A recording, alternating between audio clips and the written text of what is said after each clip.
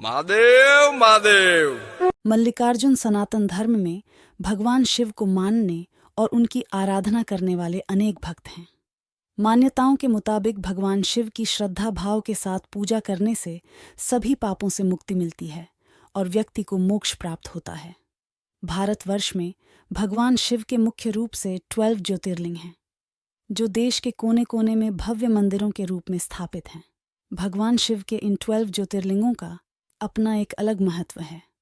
मल्लिकार्जुन ज्योतिर्लिंग का महत्व। मल्लिकार्जुन ज्योतिर्लिंग भगवान शिव का एक प्रसिद्ध ज्योतिर्लिंग है। यह ज्योतिर्लिंग आंध्र प्रदेश में कृष्णा नदी के तट पर स्थित है। भारतवर्ष में इस ज्योतिर्लिंग को दक्षिण भारत का कैलाश भी कहा गया है।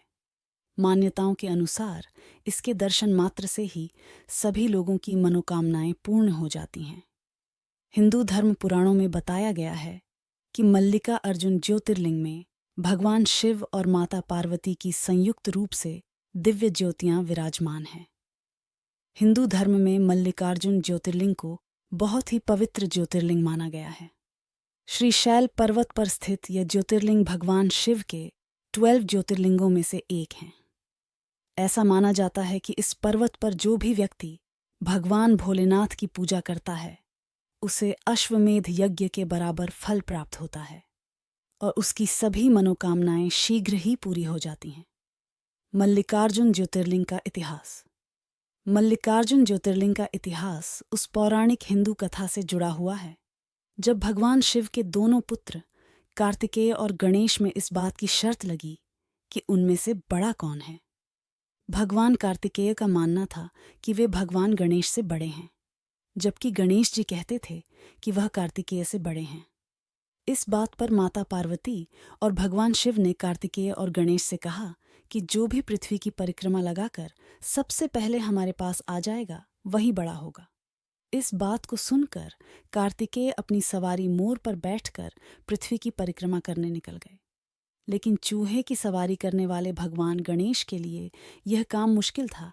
भगवान गणेश बुद्धि के दाता माने जाते हैं, इसलिए उन्होंने अपनी बुद्धि का उपयोग किया और माता पार्वती और पिता शिव की 7 बार परिक्रमा की। इस तरह उन्हें पृथ्वी की परिक्रमा से प्राप्त होने वाले फल के अधिकारी बन गए। जब कार्तिकेय पृथ्वी की परिक्रमा कर वापस आए, तब यह सब देखकर चौंक गए। गुस्से में विशाल पर्वत की ओर चल दिए। कार्तिकी को मनाने के लिए माता पार्वती भी पर्वत पर पहुंची। इसके बाद भगवान शिव ने वहां ज्योतिर्लिंग के रूप में प्रकट होकर अपने दर्शन दिए। तभी से शिव का यह ज्योतिर्लिंग मल्लिकार्जुन ज्योतिर्लिंग के नाम से विख्यात हुआ। एक अन्य कथानक के अनुसार कौंच पर्वत के समीप में ही चंद्रगुप्त नामक किसी राजा की राजधानी थी। उनकी राजकन्या किसी संकट में उलझ गई थी। उस विपत्ति से बचने के लिए वह अपने पिता के राजमहल से भागकर पर्वतराज की शरण में पहुंच गई। वह कन्या ग्वालों के साथ कंदमूल खाती और दूध पीती थी। इस प्रकार उसका जीवन निर्वाह उस पर्वत पर होने लगा। उस कन्या के पास एक श्यामा काली गौ थी, जिसकी सेवा वह स्वयं करती थी। उस गौ के साथ विचित्र घटना घटित होने लगी। कोई व्यक्ति छिपकर प्रतिदिन उस श्यामा का दूध निकाल लेता था। एक दिन उस कन्या ने किसी चोर को श्यामा का दूध दुहते हुए देख लिया। तब वह क्रोध में आगबबूला हो उसको मारने के लिए दौड़ पड़ी। जब वह गौ के समीप पहुंची तो उसके आश्चर्य का ठिकाना न रहा, क्योंकि वहां उसे एक शिवलिंग के अतिरिक्त कुछ भी दिखाई नहीं दिया। आगे चलकर उस राजकुमारी ने उस शिवलिंग के ऊपर एक सुंदर सा मंदिर बनवा दिया।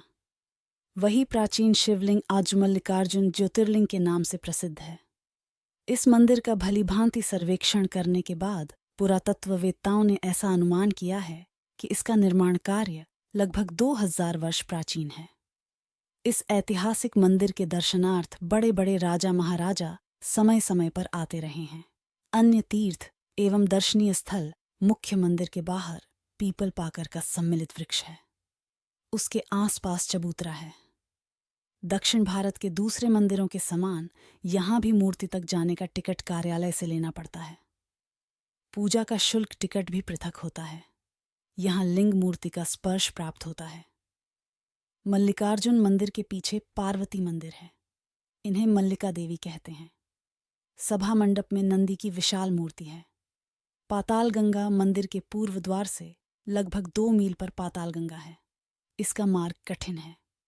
1 मील उतार और फिर 852 सीढ़ियां हैं। पर्वत के नीचे कृष्णा नदी है। यात्री स्नान करके वहां से चढ़ाने के लिए जल लाते हैं। वहां कृष्णा नदी में 2 नाले मिलते हैं। वह स्थान त्रिवेणी कहा जाता है।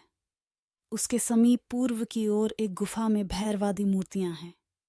यह गुफा कई मील गहरी कही जाती है। अब यात्री श्रीशैल का यह पूरा क्षेत्र घोर वन में है, अतः मोटर मार्ग ही है। पैदल यहाँ की यात्रा केवल शिवरात्रि पर होती है। विजयनगर के महाराजा द्वारा निर्माण आज से लगभग 500 वर्ष पूर्व श्री विजयनगर के महाराजा कृष्णराय यहाँ पहुंचे थे। उन्होंने यहाँ एक सुंदर मंडप का भी निर्माण कराया था, जिसका शिखर सोने का बना हुआ था। उनके 150 वर्षों बाद महाराज शिवाजी भी मल्लिकार्जुन ज्योतिर्लिंग के दर्शन हेतु क्रौंच पर्वत पर पहुंचे थे। उन्होंने मंदिर से थोड़ी ही दूरी पर यात्रियों के लिए एक उत्तम धर्मशाला बनवाई थी। इस पर्वत पर बहुत से शिवलिंग मिलते हैं। यहाँ पर महाशिवरात्रि के दिन मेला लगता है। मंदिर के पास जगदम्बा का भी एक स्थान है। यहाँ माँ पार्वती को भ्रमरांबा कहा जाता है।